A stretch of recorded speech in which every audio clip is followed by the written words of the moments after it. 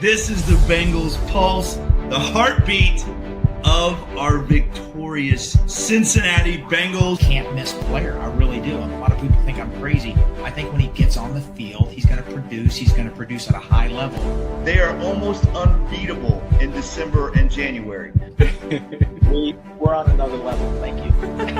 And I am going to become the first Bengals broadcaster to call a Super Bowl title. It's happening. It's happening this year. In a row, Mon. 10 in a row. Hooday, Bengal fans. He is Mon. I am Jake. This is the Bengals offensive pulse, Mon. That is what we're going to call this show, the offensive pulse, because that is the only part of this team that has a pulse right now.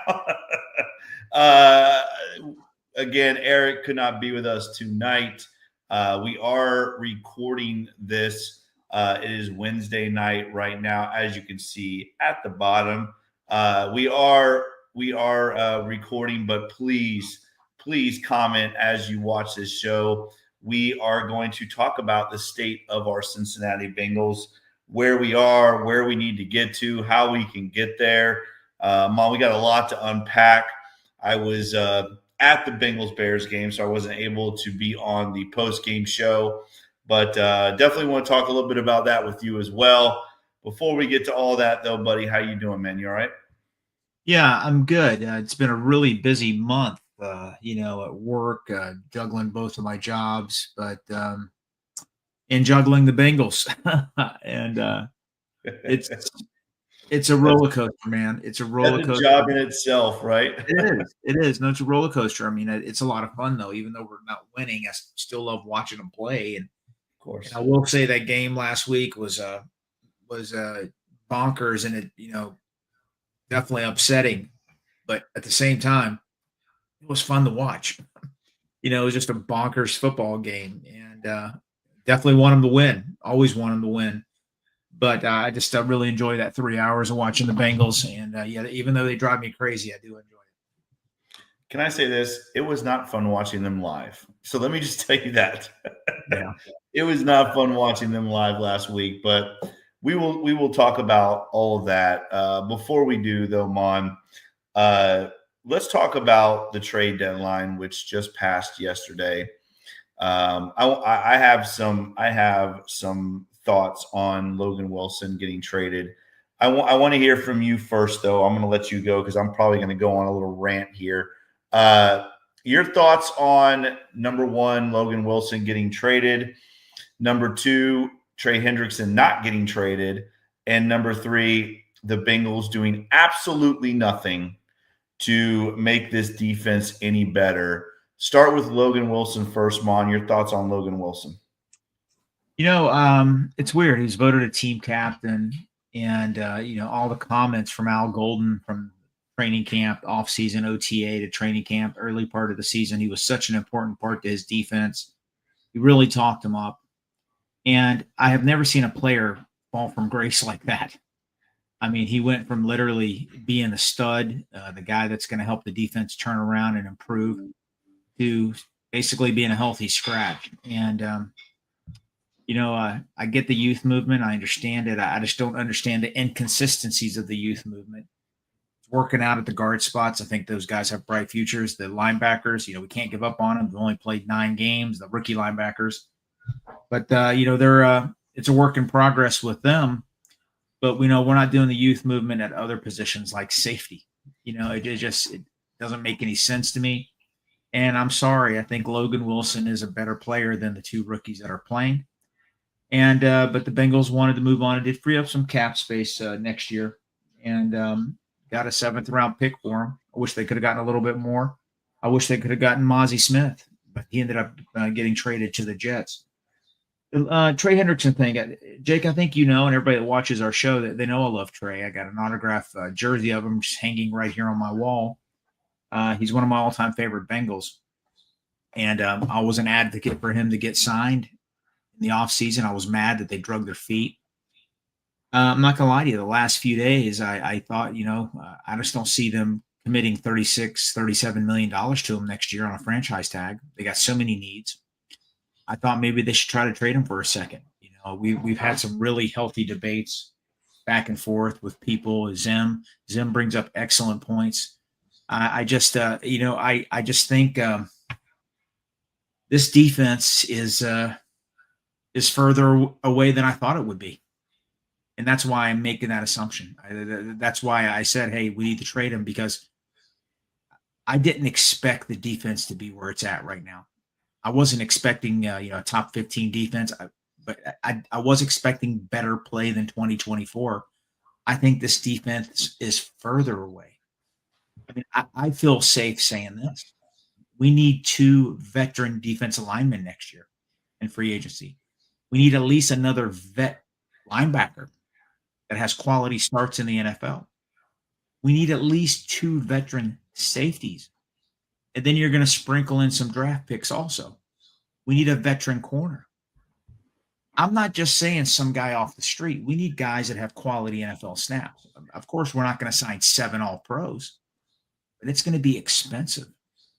This defense needs a lot of players, and I love drafts. We really get into it, and it's great, but we can't roll in the 2026 first, second, third round picks from this draft, to carry the team. We're seeing what happens here. They're going to have to be really aggressive in free agency next year to retool this defense, because this defense is what it is. We're 9 games in. They are what they are. Can they improve a little bit? Maybe. But, I'm not here to give up on these draft picks from this year, but, from what we're seeing, it's some major growing pains.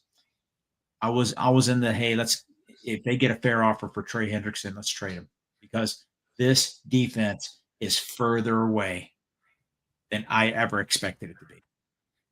It is. And that's what's a little disheartening, because Bengal management rolled into 2025 with a healthy Joe Burrow. This is before his injury, with a unit they know was lackluster. They knew the talent wasn't there. They wanted Joe to wear his cape. They wanted Jamar Chase. They wanted T. Higgins to be Superman all the time, to get us over the hump. And hopefully by week 9, this defense could be a little bit better. And that's what management thought. That's all we need to do. Joe's not playing, but we got a hell of an offense this year. One hell of an offense. And guess what? We're getting the same thing we had last year, 45, 43 games, 47, 42 games, 38, 39 games. We had that in 2024. We're seeing it again now. 26 games. The last 26 games the Bengals have played, they're 12-14. They're 12-14 with arguably, Jake, do you feel comfortable with this statement? Bengals have a top 3 offense in football during that 26-game period. Easy. Yeah, easy. We win 12 games. We have won 12 games. I'll say top 2 offense in the NFL. We've only won 12 games in that span because of the worst defense in the NFL. It's heartbreaking, man. I think it's ridiculous. And, we talk emotionally and everything like that. And, hey, man, this is an outlet. We love talking about the Bengals. It's the Bengals Pulse. But, a couple of smart asses out there in the comments, trust me, we go out and touch grass. Trust me, we understand the difference between athletics and real life. All right, but thanks for tuning into our show and being smart asses in the comments. But we do touch grass. Thank you. Hey, I was always told it's better to be a smart ass than a dumb ass. Yeah. Let me start with the Logan Wilson thing, Mon. I'm going to be honest with you.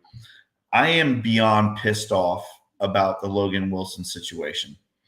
And, let me say this. I'm going to try to watch what I say. I'm going to try to watch my words here a little bit. Al Golden, to me, is, first of all, he's the worst defensive coordinator in the league. I don't even think it's close. I don't think he would have a job on any other NFL team, and I think that's safe to say. Al Golden had the gumption to come out before the season started and say, Logan Wilson is my guy. He's going to be my defensive team captain. I am going to build this defense around Logan Wilson. Logan Wilson this, Logan Wilson that. 10 weeks later, our defensive captain is asking for a trade, which to me is embarrassing, to be honest with you. And then the Bengals go out and trade away Logan Wilson for nothing, right?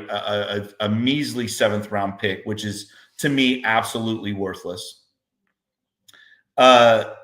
He gets benched, Mon, for right now. And again, they're young. I get that. But right now, they are literally the last ranked linebacker and the second to last.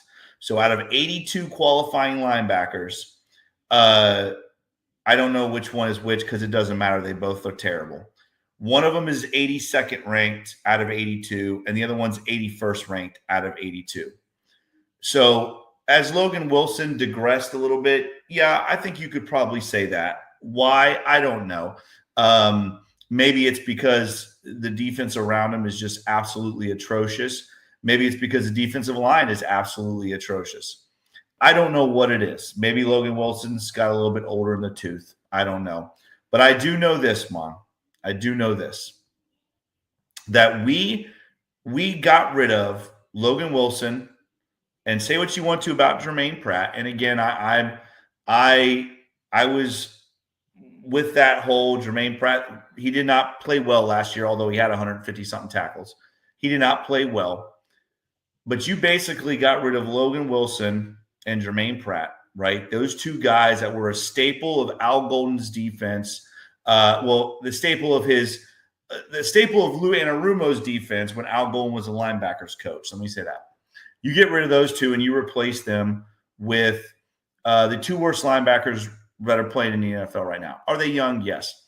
But again, to me, this whole Logan Wilson thing is a disgrace. I'm going to be honest with you. I'm not sure. I can even see a positive out of any of the Logan Wilson situation. Al Golden, obviously leading the worst defense in the NFL right now, is not held accountable.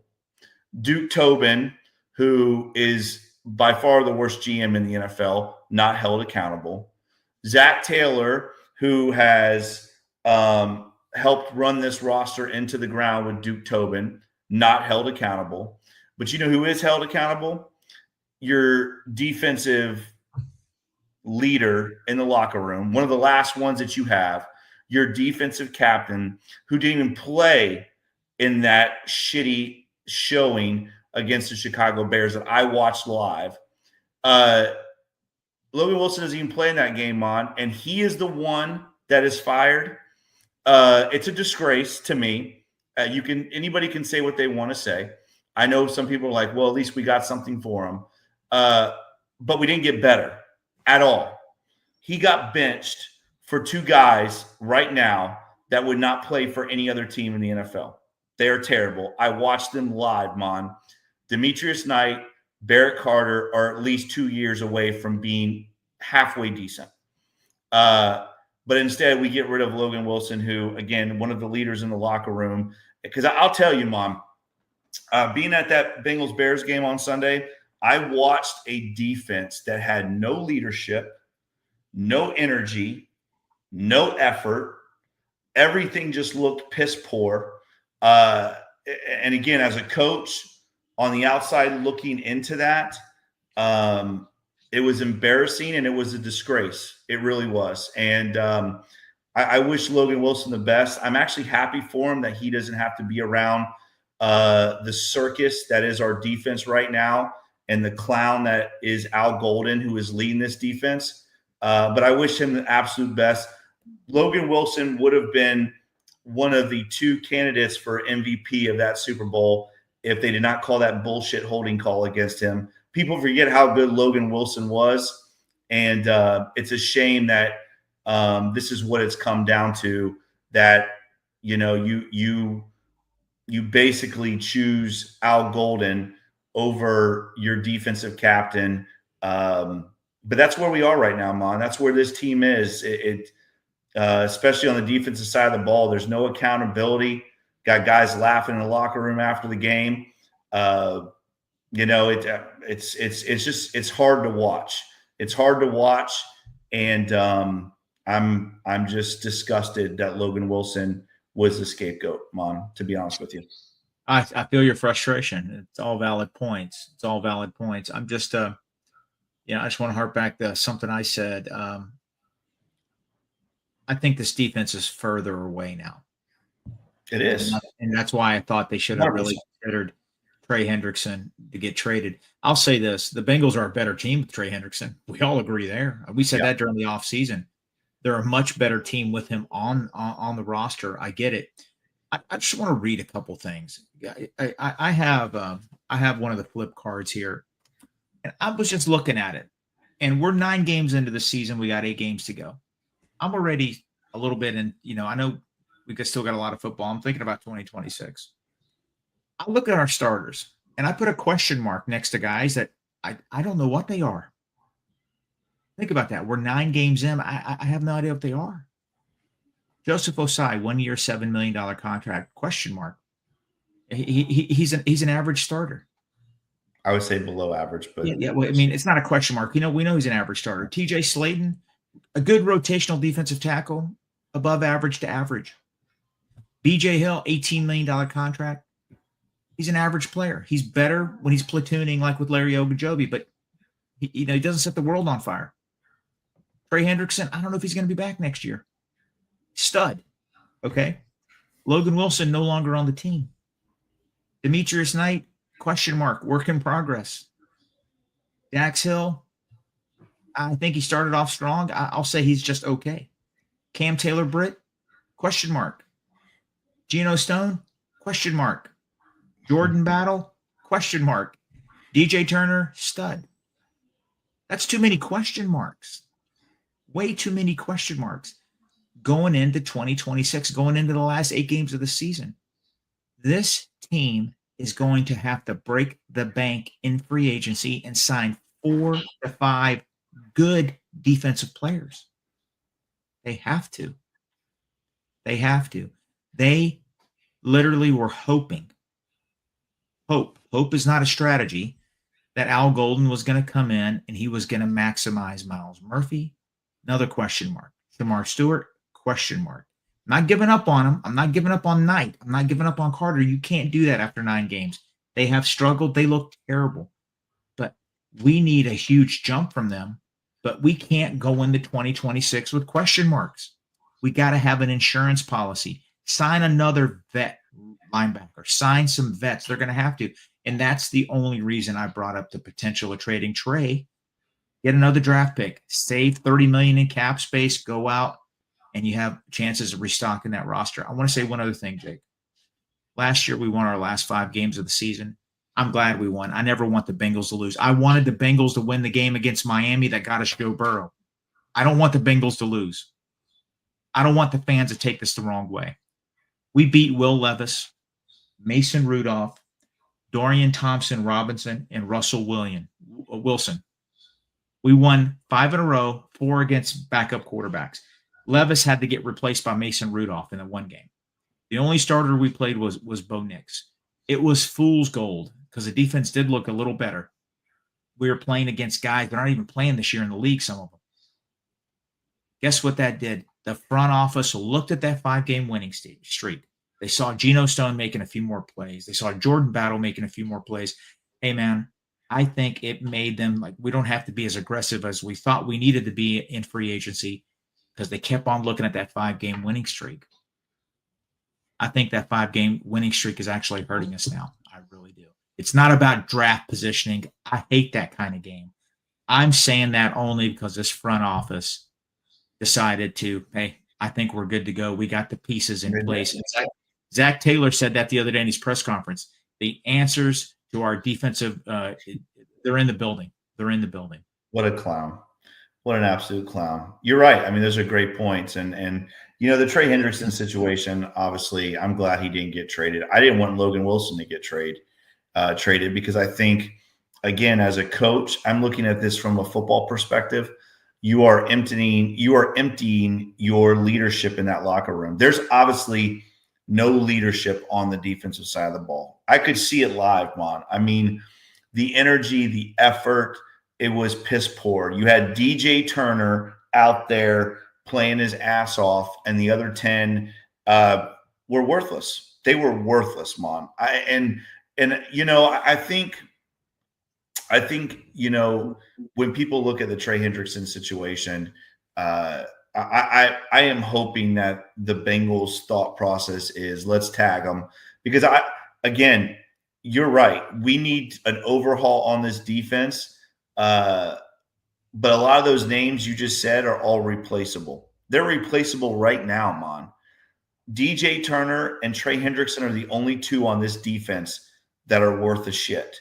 They're the only ones that you would say are irreplaceable. DJ Turner, your number one corner now, who is playing at an all-pro level, and Trey Hendrickson. Those are the only two players on defense that are not that you can't replace those guys. Yeah, I get it. Some of the guys look really bad, Jake. I get it, but they're rookies, and they could easily have a jump next year. They could. I mean, they could, Mom. But I think this is what my point is. My point is that how in the hell does this front office of Duke Tobin and Al and even let's throw Al Golden and Zach Taylor in? How do those clowns get away with running this defense onto the field? Because I'm going to tell you, Joe Flacco is playing at an all-pro level right now. He really is. Truly he is.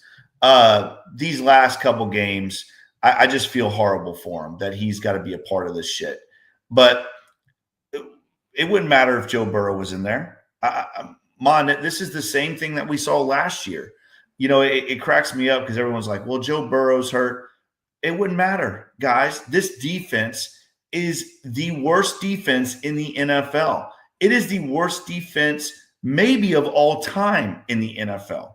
Right now, the Bengals defense, 32nd in yards per game. They're giving up 430 yards a game, They're 31st in passing yards per game at 260. They're 32nd in rushing yards per game at almost 170 yards a game. And they're 32nd in points per game at almost 34 points a game.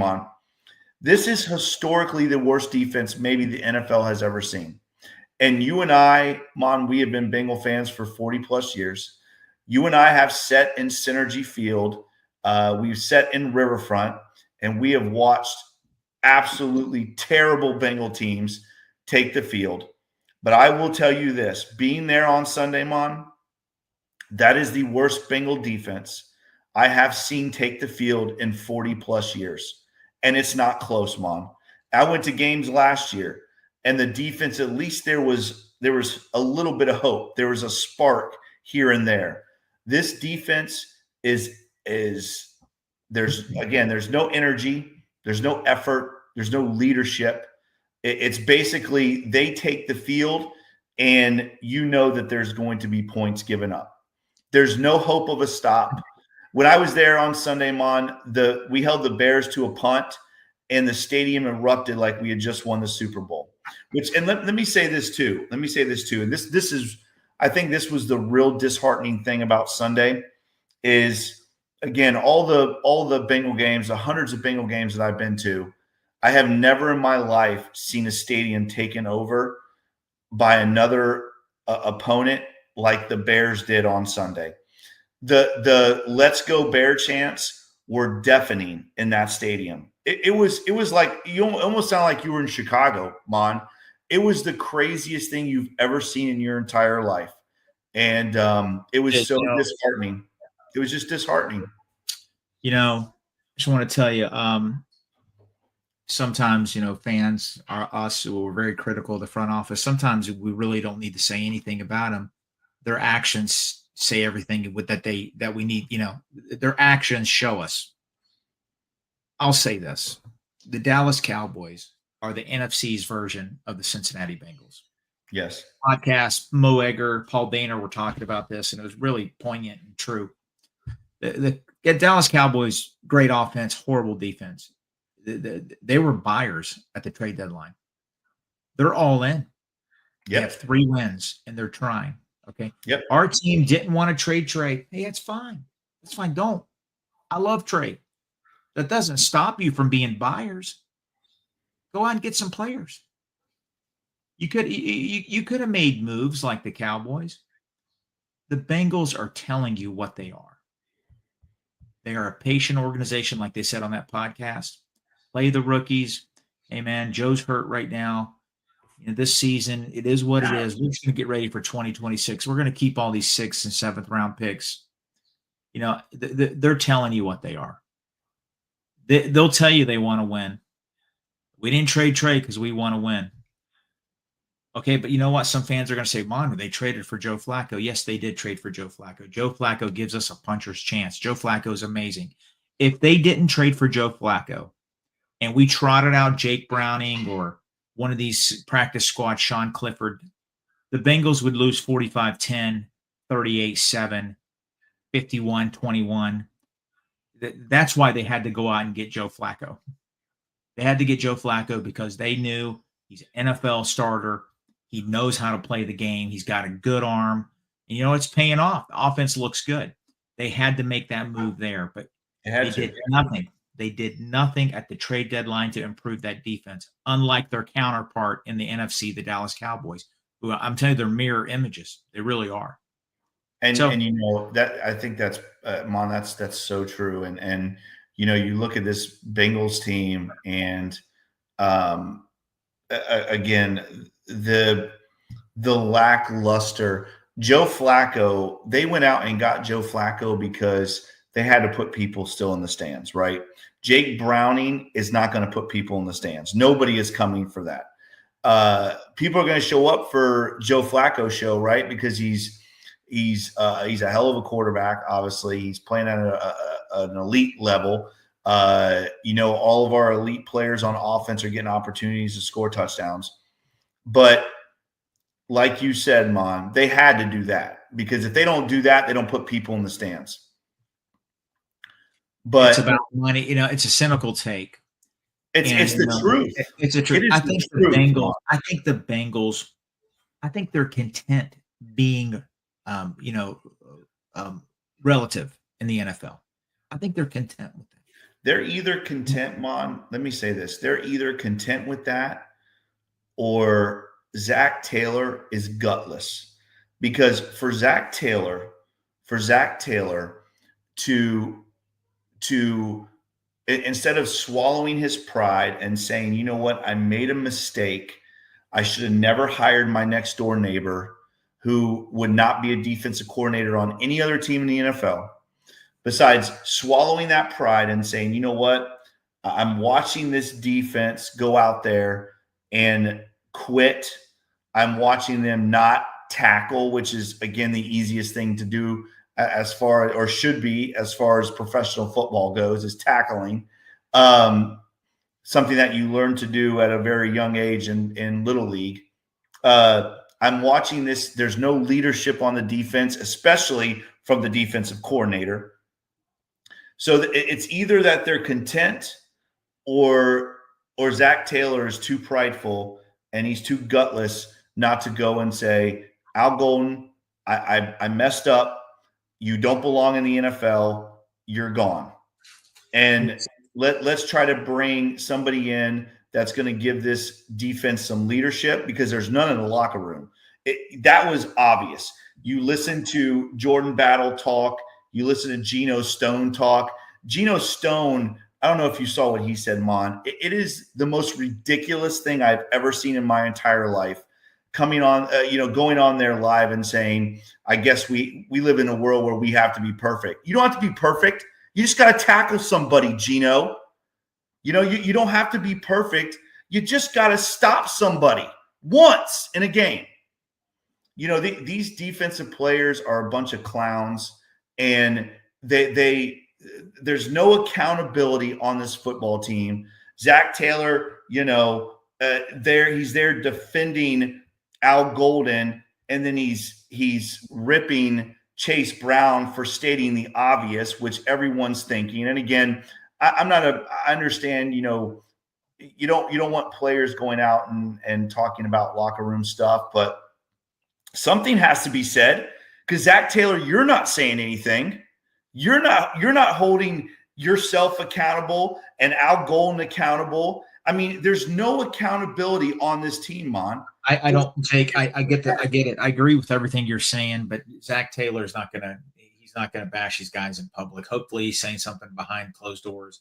And Al Golden's been an defensive coordinator for 9 games. Listen. I'm not. I think he's in over his head. I agree with everything you say. I think I do agree with you. I'm not disagreeing with you at all. I know. And the reason why, I just want the fans to say this. 9 games. How can you say that, Mon? How can you say that? 4 of the top 10 missed tacklers in the NFL are Bengals. Let's talk about that, Mon. Yeah, and top 3.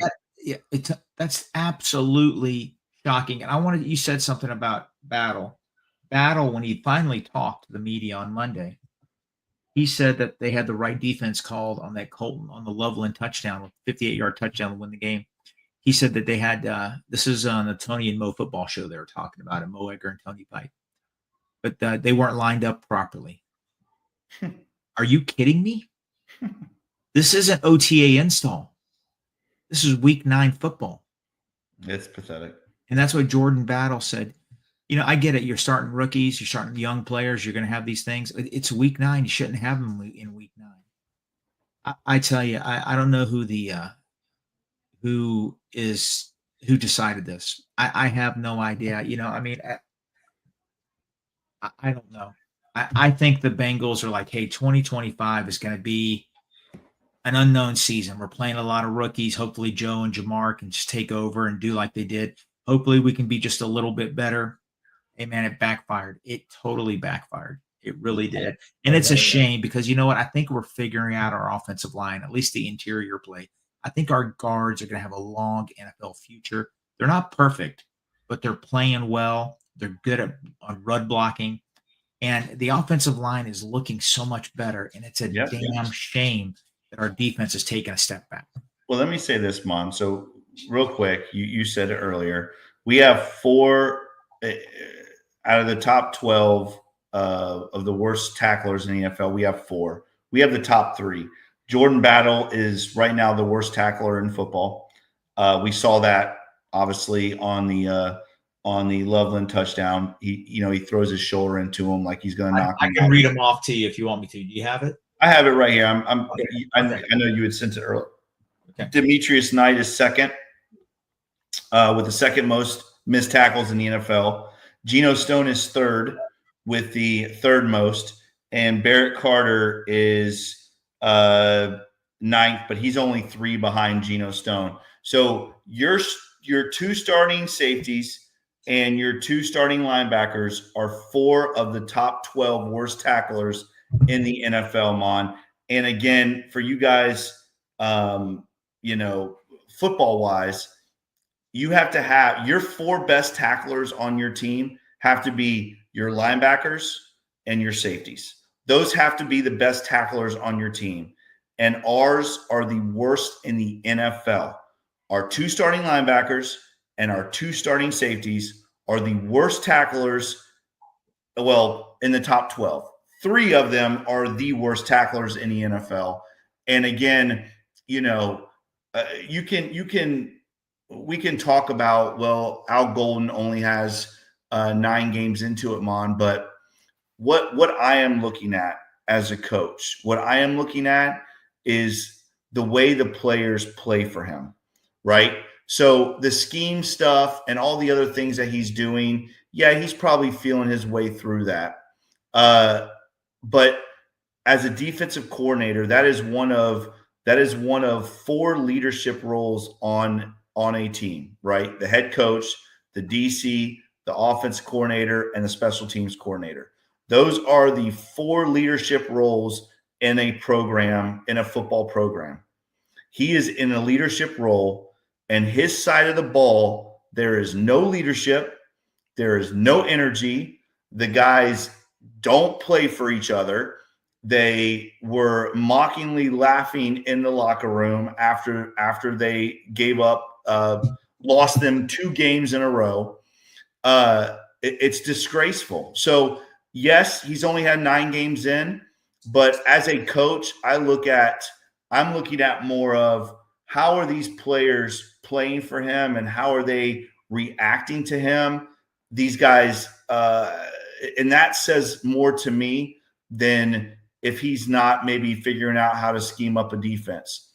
This is a serious issue that it doesn't fix itself, Mon. This kind of thing doesn't fix itself.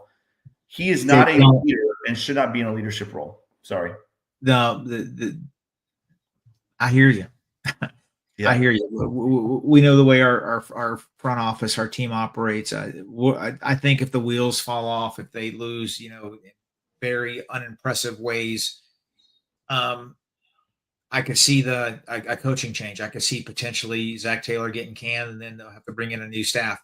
Cynical take by Mon. I don't think it's going to happen because they got to pay Zach Taylor $5 million. They got to pay him, Al Golden $1.5 million.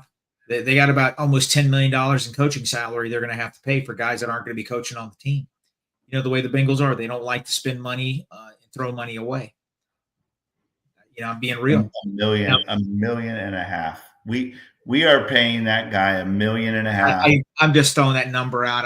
It might be more, Jake. It could be more. He was getting paid a lot more at Notre Dame. I don't know, but he didn't sign a 1-year contract in Cincinnati. If they fire him, they have to pay him the remainder of his contract. I'll say this. If they did make a coaching change, I don't want an offensive coach. I want a defensive-minded coach to come in. I do too. You know why? Our skilled players are that good.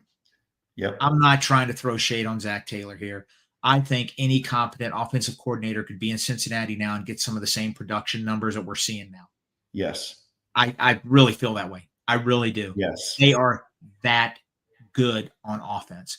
Zach Taylor deserves a lot of praise. You know what? His scheme looks a lot better when he has blockers. Okay. His play calling, he does.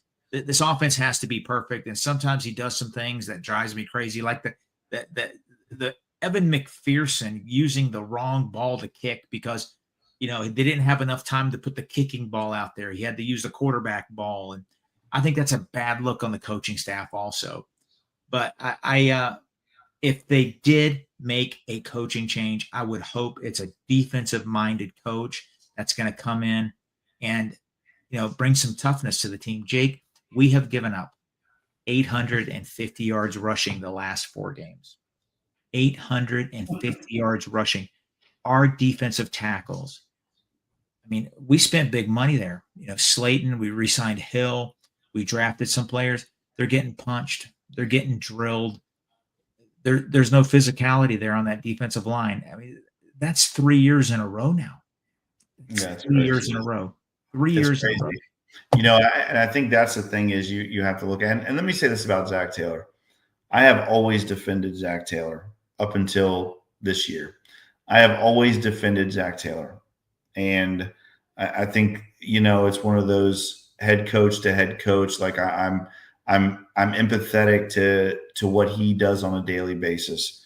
But I will say this, as a head coach, you have to make tough decisions. You have to put the team first. You have to do things that are not always easy. Anybody in a leadership role, it's the same way. You're in a leadership role at the fire department, Mon. I'm sure you have to make tough decisions all the time. Being a leader, part of being a leader is making tough decisions. And Zach Taylor is gutless. I have not seen him make any tough decisions. Again, he let Lou Anarumo go, which, by the way, Lou Anarumo right now is thriving with the 7-1 Indianapolis Colts. But he let Lou Anarumo go, and but that wasn't a tough decision. That was something that everybody was calling for, and Zach Taylor made the move. The right thing for Zach Taylor to do right now, Mon, the right thing for him to do is to replace Al Golden. And sometimes you have to put friendships aside. Sometimes you have to do those things. To me, Zach Taylor is not putting this football team first. Jake, let me counter you real quick. Let me counter you. Counter me, please. Everything you're saying is it's a good point. I'm not disagreeing, but let's not give the front office a free pass. No, I'm not. Okay, let's not give them a free pass. I'm not here to throw Zach a lifeline either. Yeah. I think the talent is terrible on defense. I don't think it's as bad. I think there's enough talent. I said this on last week's show. There's enough talent on defense to not be this bad, though. Yes, I agree. Be as bad as they are. There's enough, and that's where I question the coaching of Al Golden. Yes, I get it. You know what? He's been given a shit sandwich. Okay, but I think these tackling numbers we're talking about, alignment issues, that's physicality problems. That's coaching. That's that's fundamental stuff, and there's enough talent there not to be that poor at that stuff. What about the other stuff, Mom? The leadership, the energy, all those things. That's on management. Let me tell you why that's on management. You can't. I named our starters on defense. We had 7 free agent starters out of 11 on the Super Bowl 56 roster. 7 players were free agents. The Bengals had to sign those guys at that time because our roster was so bad from the Marvin Lewis era the last 3 years. All right. Mm-hmm. So what happened? They were elite. I mean, they were really good players. Let's talk about it again. Jesse Bates, DJ Reader, Eli Apple, Cheeto, Mike Hilton, solid players, leaders. We replace them with maybe a couple of the positions better players, not many. A majority of them, we replace them with bums. Okay, and that's on management. That's on management. I'm talking about, I agree with you there. I'm talking about, though, right now with this defense and Al Golden, I'm talking about, yes, he was given, but let's be real, right? I would be hard-pressed not to believe that Al Golden had a say in those draft picks. Shamar Stewart, again, Shamar Stewart, guys, he wasn't good in college. Everybody laughed at me for crashing out about Shamar Stewart. He wasn't good at college. He's not a good pro. He starts the season telling everybody how great he is, and the Bengals don't care about winning, which, but he goes on there, he bitches and complains, and he goes out there and he is absolutely worthless. He is a body. That is all he is. He is not making any type of impact on this team. Demetrius Knight, we already talked about. He is the 2nd worst tackler in the NFL. Barrett Carter, he is the 10th worst tackler in the NFL, right? So, yes, management and Duke Tobin, I have said that for 2 years now. Duke Tobin needs to be fired. But again, it goes back to the accountability thing. Nobody is being held accountable, and it's making me nuts. It is souring me. Yes, I'm still going to go to Bengal games. I'm still going to listen. You and I we love this team with every ounce of our soul. We're still going to watch the games every week. We're still going to go to games. We're still going to buy the shit. We're still going to do everything that we have done for the last 40 years, Mom. But I am so soured about this team not holding anybody accountable. It's hard for me to understand how Zach Taylor can take that podium like he did on Monday and just spew out all that bullshit about, yes, we have a championship. They asked him, is this defense good enough to win a championship? Yes. So either Zach Taylor, you have no idea what the hell you're talking about. Seriously, Jake, what's he supposed to say? He's supposed to say, he can't throw his team under the bus. Let me tell you what he's supposed to say. He's supposed to say, we have removed Al Golden from his defensive coordinator position, and we are looking to go in another direction. We are looking to bring more leadership into this defense. We're looking to bring more energy, more passion, all the things that we are not seeing right now. That's what he's supposed to do. I just want to add one thing. Listen, I get your frustration. I'm frustrated with you, buddy. I agree with everything you're saying, but I just want to take a step back, Mon. I'm not going to say Stewart, Knight, and Carter are busts. It's 9 games they played in the NFL. But are they good enough, Mon? Yes, maybe they're not blessed yet, but are they good right enough? now? Right now, they're not good enough. Right now, they're not. They're That's not who good we're enough. starting, Mon. I understand. I understand that. But you know what? For the sake of the Cincinnati Bengals, we better hope they become good players. Because if not, it's going to set us back another 2 or 3 years. I agree. I agree, Mon. We better. I mean, and honestly, listen. I just want to go back. I just mentioned Jesse Bates. Jesse Bates, his first 2 years, people thought he was a bust. Let's go on the offensive side. People wanted to cut Tyler Boyd.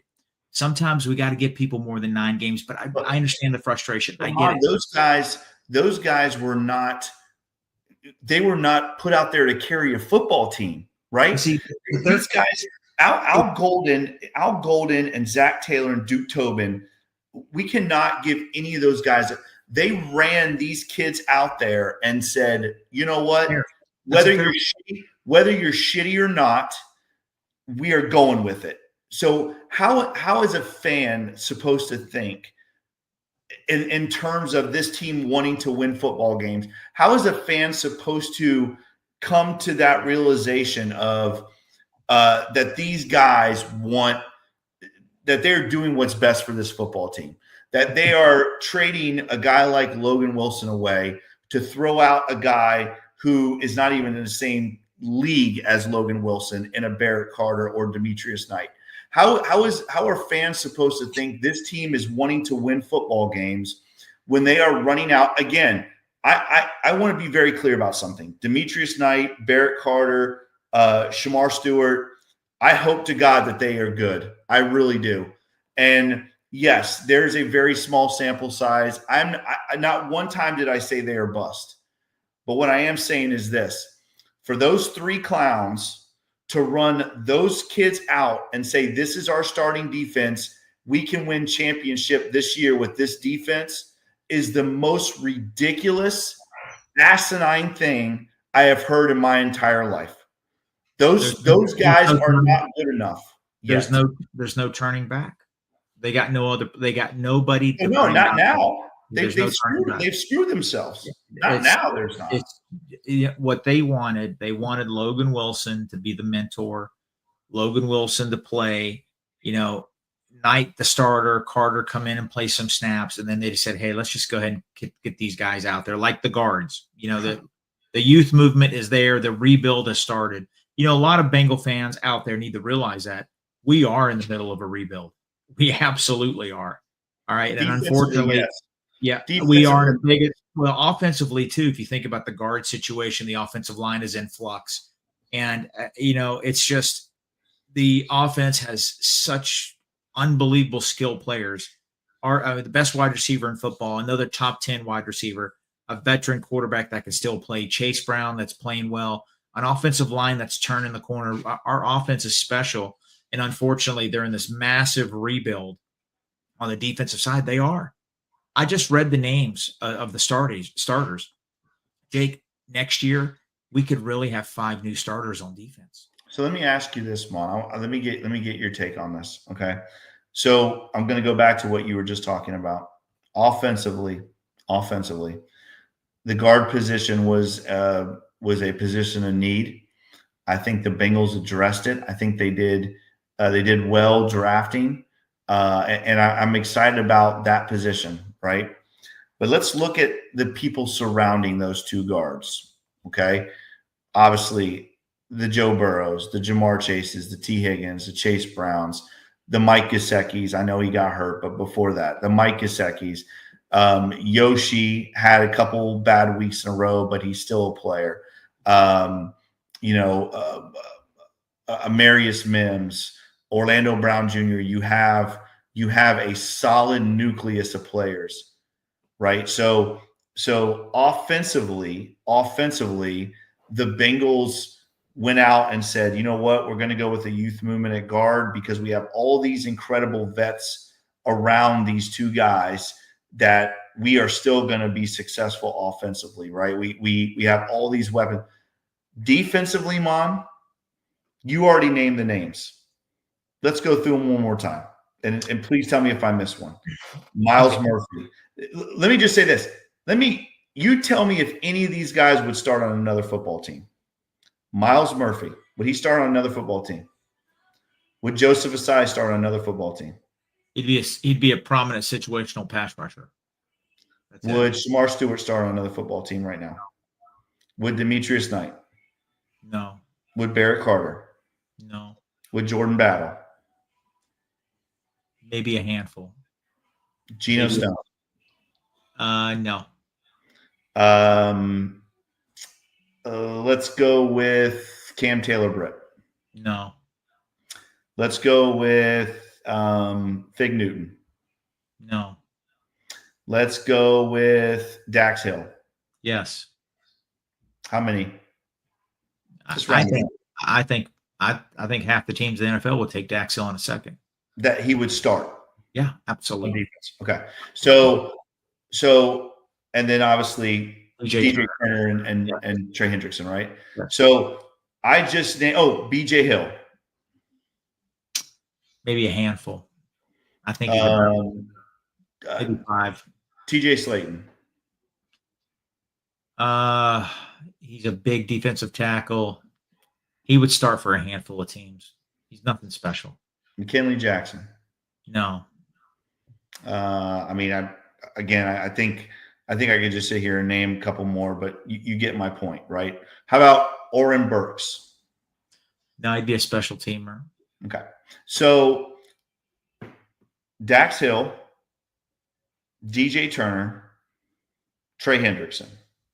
Those are the 3 guys that you and I could agree on. I would say Dax Hill could probably start for a handful of teams. I think DJ Turner and Trey Hendrickson would start for any team that they walked onto. The rest of the defense, the entire defense as a whole, no one else, and that's 20-something guys, would start on another NFL football team, according to you and I, which I agree with you. Again, would they be situational guys? Yeah, they'd be situational guys. Oren Burks is a hell of a special teams guy. He would be a situational guy. We saw that with him last year. Tyson Anderson would be good. Joseph Osai can come in on third down and rush the passer. He's not an everyday defensive end. Yeah, maybe I would agree with that. He's had success in the league, but you know what? Slayton's going on 2 years of last year. His PFF numbers were terrible. So Slayton, BJ Hill, we could probably agree that they'd be a rotational guy at tackle. Yep. My point is this, that you have this offense that is star-studded with talent, right? That can hide maybe little deficiencies here and there. On defense, you have none of that. You have no one. We saw what it looks like without Trey Hendrickson. DJ Turner this year is playing at an elite level. But besides those 2 guys, really, and Dax Hill, we would throw him in there for a handful. Besides those 2 guys, there's no one else on this defense, that is comparable. And that's what my point is. How in the hell did we get to this point where we had this incredible Super Bowl roster, right? And it wasn't really even expensive talent besides Jesse Bates. It wasn't like these guys were asking for millions and millions of dollars.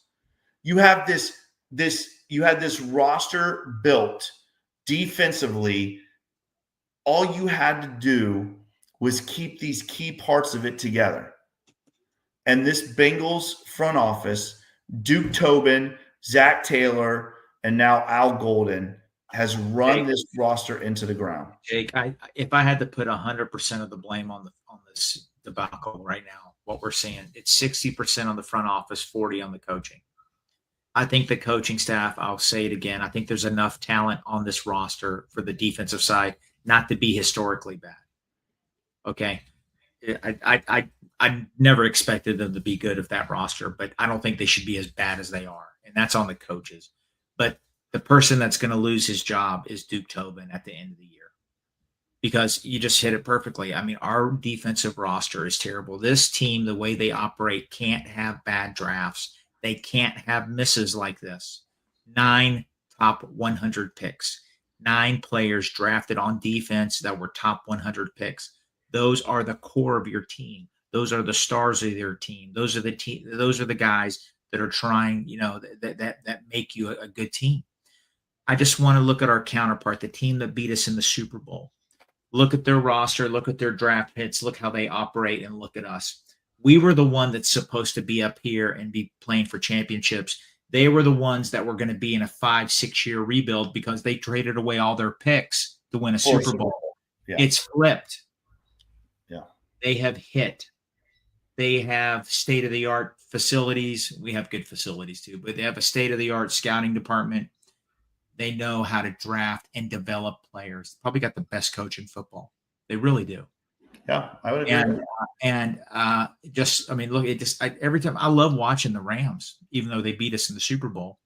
They are a competitive bunch, and their players are so good, and they're young players. And man, we can't even line up on a, the Bears had no timeouts. We tackle that dude. They have to come up and scramble and spike the ball. They had no timeouts. We go for a kill shot from Jordan Battle. I mean, think about that, man. Terrible. That's coaching. That part is coaching. I know. You can't line up. You can't line up. I know. That's what gets me. Okay. Now, yeah, majority of the blame is on Duke Tobin. It's on this front office. It's on the scouting department. Horrible acquisitions of players. You let stars go, known commodities, proven players, and you replace them with bums. You replace them with bums. Nick Scott, come on, man. How many draft picks have we allocated to the safety position to replace Jesse Bates? Hey, man, that could have been a defensive tackle. That could have been an offensive lineman instead of trying to replace a guy that you already had on your roster. Yeah. I know. We say it every week. You guys are like, enough. Kevin Zeitler, 8 years. We finally found a replacement, I think, in Jalen Rivers. Took us 8 years. Look at all the draft capital we spent trying to sign guards, get guards in the draft. Look at all the guards, the money we spent in free agency to replace Kevin Zeitler. Just pay the guy. Use those draft picks on other positions of need. Yeah, I know it's easy for me to say. I don't run the team. I get it. It's a business. Whatever. It's bigger. I'm a fireman. But you know what? You're in the business to win. You're in the business to be a champion. You're in the business to be a champion. Your sports organization that's supposed to win a championship for the city that built you a stadium, the city that's taking care of you. That's what the business is about. Yeah. Be a champion for your city. That's what it's about. Yeah, 100%. And again, if you are a fan and you are looking at this like it's a business and that's how it's got to be run, then you're not a football fan to me. No, you're not. You're a burner account. That's what you are. You're a burner account. Your boys are getting toasted, and you're coming up here and you're trying to flex, and it makes no sense. You run a franchise. You run a franchise to win championships. Yeah, I mean, who again, as a fan, and I know you and I, Mon, we get emotional. Eric gets emotional because we're fans, because we love this team, because we want to win. We want to win. I don't understand. There's no moral victories here, guys. If you're a moral victory person, I don't know what to say to you. I don't know how to explain this to you because there is no moral victories. We are 4 years. 4 years ago, we were talking about, Mon, that this was going to be a dynasty, that this Bengals team that Bengaldom was in its heyday, that we were going to see things that we have never seen. The golden age of Bengal football. The golden age, and guess where we are, man? We're on the doorstep of being back in the 90s, the dark ages. I mean, we are literally on the doorstep of the 90s. And, you guys can talk about we're being negative and we're complaining and all this. We're not complaining. We want to win. I don't give a shit about I don't care about the rest of it. I want to win. I want to see this team win a championship. I don't care about the other stuff. I don't care about what the business side of this is. I want this team to win. I care about this team. I just want to say one thing. And all I'm seeing right now, Mon, let me just say this real quick. I'm sorry. And all I'm seeing right now, Mon, is I'm seeing people in leadership roles, the Al Goldens and the Duke Tobins and the Zach Taylors. I'm seeing people in these leadership roles of this team that I love that are not being leaders. And nobody is being held accountable. It is crazy to me. Mon, if you and I were shitty at our jobs, we would get fired. Al Golden right now is historically running the worst defense that has ever taken an NFL field. And he is not being held. Logan Wilson was traded like he was benched like he's being held accountable. But we have to watch Al Golden and this defense get run out there every week. It is insanity, Mon. It is truly insanity. Yeah, they're not going to fire him after 9 games. He deserves to be fired. But He does. They're not going to fire him after 9 games. No, they're not. I think if they continue this historic pace, giving up all these points, all these yards, they're on pace to be the worst defense in NFL history. I think he's going to lose his job. There has to be accountability. If you go the 2024 season, arguably bottom 2 defense in football, and then you go into this year and you're actually worse than you were last year, and you're on pace to be the worst ever, how can there not be accountability? They held Lou accountable. They held Logan accountable. There will be accountability. There will be. I think it's not going to happen until January when the season ends. Saying that, we'll see. I don't know, Jay. It's tough. They're 3-6, and as bad as it's been, they're not out of it. I mean, in my mind, they are, because I think this defense it's not fixable. I think it's that bad. It's just it's a massive roster flaw. But you know what? If they go on a run, the Steelers. I mean, there is no dominant team in the North. There is no dominant team in the North. There really isn't. So, there's a lot of football to be played. They could go on a run. They're not out of the AFC North. I think that's the only way they get to the playoffs. They have to win the North. They got to play the Steelers again. They got to play the Browns, and they got to play the Ravens twice. We're 2-0 in the AFC North. We'll see what happens. We'll see. I look at this team and I look, I think for me, and again, this is going to be a cynical take. I think for me, I'm watching this defense and I'm watching it live and I'm looking for something positive, right? We talk about, hopefully this defense can turn things around, and we're looking for something positive, Mon. I just don't see it. I don't see how you can look at this defense and say that, you know what, they're going to turn this thing around it's going to sound cynical, obviously, but I'm just telling you, Mon, there's no, what have we seen besides DJ Turner? What have we seen that would give us any type of hope, right? We don't see people making plays. We don't see people causing punts. We're not even seeing a quarterback sack unless Trey Hendrickson's playing or the quarterback if the offense continues playing at a high pace, if they continue playing that way, all the Bengals defense needs is a couple stops. It's still going to be shootouts. It's not going to be like shutouts. It's going to be crazy 35-28 games. They brought it up on the Paul Dehner show. Zim brought it up. I think, there's a lot of merit to it. Trey Hendrickson could have been the closer, could have had 1 sack, and we could have won that game last week. Mm-hmm. It's just one of those things. I said it at the beginning of the show. I think our defense is so far away. And I think Trey does make it a little better when he comes back, but I just think it's a massive, massive roster flaw. It's so bad. Hope I'm wrong. I hope they go on a run, but you want to pick some AFC North games here? Because I know the Bengals don't play this week. Let's pick some AFC North games here. All right, we got first on the list, Mon, is Ravens at Vikings. The Ravens trying to claw their way back into it at 3-5, are facing the 4-4 Vikings. What do you think, Mon? Ravens at Vikings. Who do you like? Vikings looked good last week. It's really hard to play at home, play in Minnesota. It's a crazy stadium. The Bengals had a hard time there. Ravens are looking a lot better with Lamar Jackson. I'm going to go with the home team here. It's going to be a close game, 28-24 Vikings.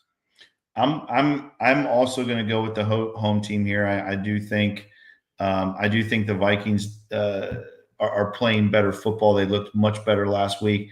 And again, like you said, that is true home field advantage playing in Minnesota. I do think it will be close, and I will say I will go 24-21 Vikings. All right, we got Browns at Jets. The 2 and let me make sure I read this right. The 2-6 Browns versus the 1-7 Jets. Who was that one win against? I can't remember. Browns at Jets. Who you got, Mon? Jets sold the farm, fire sale. I'm going to take the Browns in this one. I think the Jets checked out. Playing in New York is going to be tough for the Browns. The Browns aren't a good team, but that defense is just it's going to be a problem for them. I got the Browns winning 12-6. I'm gonna disagree. I still think the Browns. I told you this, Mon. I cannot pick Dylan Gabriel to win a football game. I just can't do it. I don't care who they're playing. Plus, I want the Jets to win. To be honest, like I can't. We can't be the only team that loses to the Jets this year. So I got the Jets beating the Browns, and I will say 13-10. Jets, Jets. All right. Here we go. Last but not least, the Pittsburgh Steelers. The 5-3 Pittsburgh Steelers take on the 6-3 LA Chargers in LA. Mon, who you like? Primetime game on the road. It's tough. Tomlin's going to struggle. The Chargers are going to win this game 28-17. It's going to set up a big showdown for the Bengals. And I think the Bengals will be going into the Steeler week a little energized because the other AFC North teams are going to fail this weekend. And the Bengals are going to feel a little better about their record. It's going to be a big game in Pittsburgh in a couple weeks for the Bengals. But I got the Chargers winning 28-17. I'm going to go the over. I'm going to take the Chargers. I'm going to go 31-17. I'll go the over. So I'll go 31-17 Chargers over the Steelers. And agreed. And, you know, again, I think that's what's the most disheartening thing about all this, Mon, is if that all happens, the Bengals will line up against the Steelers next week to only be a game and a half out of first place. And I think that's what's so disheartening, right, is that this team has lost 2 games in a row that they should never have lost. The offense scored 80 points in those 2 games and still lost. And the Bengals do nothing to fix this defense during the trade deadline. And again, I think that's where all of our frustration comes from, right, is that this team just is willing to line up the same thing. And, you know what they say about insanity, Mon, just doing the same thing over and over with no result. And that's what we're seeing from this Bengals defense right now, from Zach Taylor and Al Golden. Again, thank you guys so much for joining us tonight. This was recorded on Wednesday night. We are not able to go live tomorrow night, but hopefully we will be back live with you guys next week. Thank you guys so much for joining us tonight. Hopefully this was a good discussion for you guys, the state of the Bengals right now. I felt like this would be a poignant thing for Mon and I to talk about. Leave your comments in the comment section. Let us know what you think. Where do you think the Bengals are right now? You guys like my wall ornaments? You like that? Oh, boy. We need to get out of here. So thank you guys so much for joining us. We love you. We appreciate you. Listen, Mon and I will be back here every week talking about the team that we love with all the people that we love and appreciate. So thank you guys so much for joining us tonight. Again, if you like this podcast, make sure you like, share, and subscribe to this podcast. Make sure you check us out on all the awesome podcast platforms, Apple, Stitcher, and Spotify. As always, if you like this podcast, give Mon and I that 5-star review. We very much appreciate that. Follow Mon on Twitter at @TheFireMon. Follow me on Twitter at CoachJakeOwens9. Follow Eric on Twitter at eFlash for 2H's88. Follow the Cincinnati Podcast Network on Twitter at CincinnatiPod. As always, guys, follow the Bengals Pulse on Twitter at the Bengals Pulse. The same on Instagram, the Bengals Pulse without the @ and the same on TikTok, the Bengals Pulse. Make sure you follow all of us there. Make sure you check out the Cincinnati Podcast Network and all the great podcasts that we do and Ace and Zim do as well. We appreciate you guys. We love you guys. And we'll be back here next week to talk about this big Bengals-Steelers matchup that is going to be right around the corner. He is Mon. I am Jake. Our guy Eric is out there somewhere. Eric, we missed you tonight. This is the Bengals Pulse. Hoo day, Bengal fans. We'll talk to you soon. See you guys.